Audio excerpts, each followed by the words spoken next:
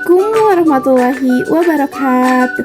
Halo teman-teman semua, di sini saya Nisa Aulia Mufidah dari kelas 4A STIE Sanggana Garut akan menjelaskan materi tentang pengendalian aktivitas produksi yang bersumber dari buku operasional manajemen. Langsung saja kita ke materi yang akan saya bahas. Pengendalian aktivitas produksi Activity Control atau PAC atau pengendalian aktivitas produksi adalah proses di mana sumber daya manufaktur dikoordinasikan, dijadwalkan dan dikendalikan. Pengendalian aktivitas produksi meliputi aktivitas yang berkaitan dengan penjadwalan, pelepasan dan penelusuran pesanan, dan jadwal produksi, serta pelepasan bahan dan sumber daya yang digunakan serta hasil dari proses produksi. Pengendalian aktivitas produksi berkaitan dengan mengubah rencana menjadi tindakan, melaporkan hasil yang dicapai, dan merevisi rencana dan tindakan yang diperlukan untuk mencapai hasil yang diinginkan. Dengan demikian, PAC mengubah rencana menjadi tindakan dengan memberikan arahan yang diperlukan. Ini membutuhkan perencanaan yang tepat sebelumnya atas pesanan, personel, angkatan kerja, material, dan persyaratan kapasitas. Fungsi pengendalian aktivitas produksi yaitu pelepasan pesanan, pengiriman, dan pelaporan kemajuan adalah 3 fungsi utama produk aktivitas kontrol atau PAC.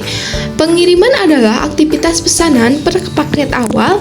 Keputusan pengiriman dipengaruhi oleh manajemen antrian dan prinsip dan teknik kendali prioritas yang saling mendukung.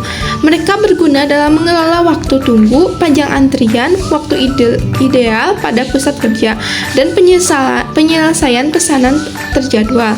Laporan tentang status pesanan, bahan, antrian, perkakas, dan manfaat pusat kerja sangat penting untuk kontrol. Memeriksa situasi tertentu akan mengungkapkan laporan dan informasi mana yang diperlukan. Fungsi pengendalian aktivitas produksi atau PAC yang sering disebut Shop Floor Control atau SPC merupakan aktivitas yang dilakukan secara rencana, melaporkan hasil operasi, dan merevisi rencana sesuai kebutuhan untuk mencapai hasil yang diinginkan. Menurut Bauer et al., pengendalian aktivitas produksi melakukan 3 fungsi penting. Yang pertama, ada membuat jadwal rinci penjadwalan. Yang kedua, pengumpulan dan evaluasi data produksi dengan tujuan memodifikasi jadwal dan meningkatkan fungsi pengiriman atau pemantauan. Yang ketiga, pelaksanaan jadwal produksi. Saat ini relatif terdapat keadaan sistem produksi saat ini yaitu pengiriman. Lanjut, peran pengiriman di PAC yaitu ada 10. Yang pertama, pelepasan pesanan produksi. Fungsi utama pengiriman adalah untuk menyiapkan rangkaian pesanan produksi yang terdiri dari pesanan toko, tata letak operasional pesanan, penerbitan toko yang telah diisi sebelumnya. Yang kedua, ada masalah penyimpanan. Fungsi penting lain dari dispatch sangat menarik karena jumlah material yang dibutuhkan dari penyimpanan dan mengirimnya ke mesin tempat operasi pertama akan dilakukan jauh sebelum jadwal dimulai. Praktik yang paling umum adalah memanfaatkan pesanan masalah toko. Yang ketiga ada pengembalian kelebihan atau sisa bahan. Terkadang bahan yang dikeluarkan untuk pesanan penerbit toko tidak dikonsumsi sepenuhnya. Ada beberapa alasan mengapa kelebihan material tertinggal di toko setelah jumlah pesanan di toko selesai. Pengembalian kelebihan bahan tersebut adalah tanggung jawab operator yang dia lakukan melalui catatan pengembalian toko. Yang keempat ada masalah alat. Yang tidak kalah pentingnya adalah fungsi dispatcher untuk memindahkan perkakas ke pusat kerja yang membutuhkannya.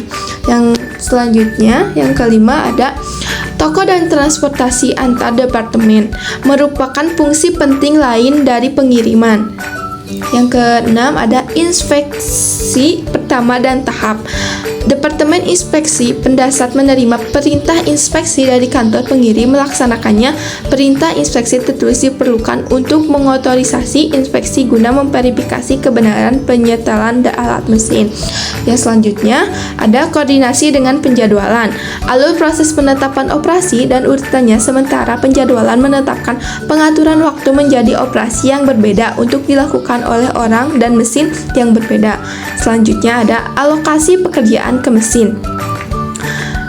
Dispatcher pada saat berkonsultasi dengan supervisor bengkel juga dapat melakukan tahap akhir perencanaan, yaitu alokasi operasi individu ke mesin individu. Hal ini menjadi mungkin hanya jika penjadwalan semi terpusat, di mana beban kerja mingguan atau 2 mingguan diberi ke setiap toko. Yang kesembilan ada meneruskan material ke pengiriman atau penyelesaian penyimpanan suku cadang, yaitu merupakan fungsi penting lain dari pengiriman barang setelah pemeriksaan akhir diteruskan ke bagian penerimaan atau toko suku cadang jadi.